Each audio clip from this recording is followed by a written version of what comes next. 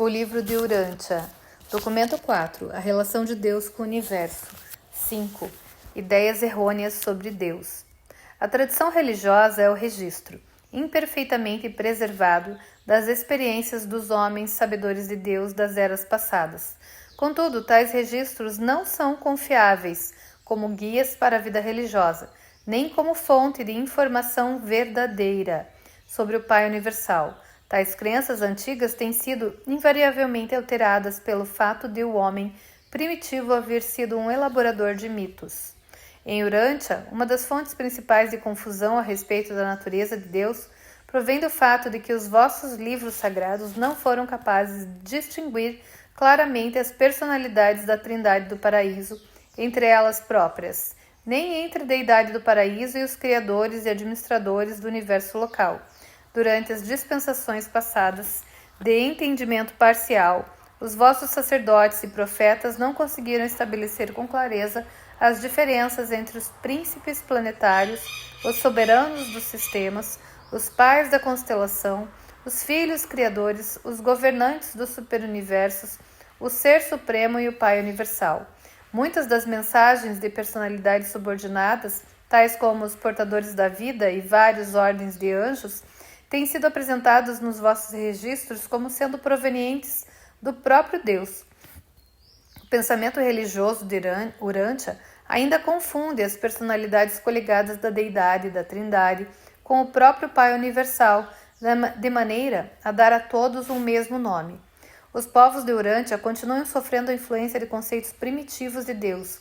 Os deuses desencadeados na tormenta que sacodem a terra na sua cólera e que derrubam os homens com sua ira, aqueles que infligem o seu julgamento descontente na forma de penúria e de enchentes. Estes são os deuses da religião primitiva, não são os deuses que vivem nos universos e que os governam. Tais conceitos são uma relíquia dos tempos em que os homens supunham que o universo estivesse sob o domínio e o controle dos caprichos de tais deuses imaginários. O homem mortal, entretanto, está começando a dar-se conta de que vive em um reino de relativa lei e ordem, no que diz respeito às políticas administrativas e à conduta dos criadores supremos e dos controladores supremos. A ideia bárbara de apaziguar a um Deus irado, fazendo propiciações para um senhor ofendido, tentando ganhar os favores da deidade, e tudo isso por meio de sacrifícios e de penitências, ou mesmo pelo derramamento de sangue, é sinal de uma religião totalmente pueril e primitiva, de uma filosofia indigna de uma era esclarecida pela ciência e pela verdade. Tais crenças são extremamente repulsivas aos seres celestes e aos governantes divinos que servem e reinam nos universos. É uma afronta a Deus acreditar que sustentaram a ensinar que o sangue inocente deva ser derramado com a finalidade de conquistar seus favores ou de conjurar uma ira divina fictícia. Os hebreus acreditavam que sem derramamento de sangue não haveria remissão dos pecados. Eles não se haviam libertado da velha ideia pagã de que deuses não poderiam ser apaziguados a não ser pela visão do sangue. Embora Moisés haja trazido um claro avanço ao proibir os sacrifícios humanos e substituí-los na mente primitiva dos beduínos infantis que o seguiam pelo sacrifício cerimonial de animais.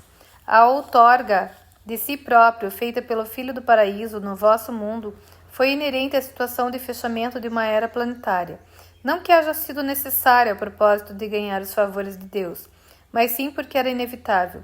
Essa doação de si próprio também aconteceu como ato pessoal final de um filho criador na longa aventura de alcançar a soberania experiencial do seu universo.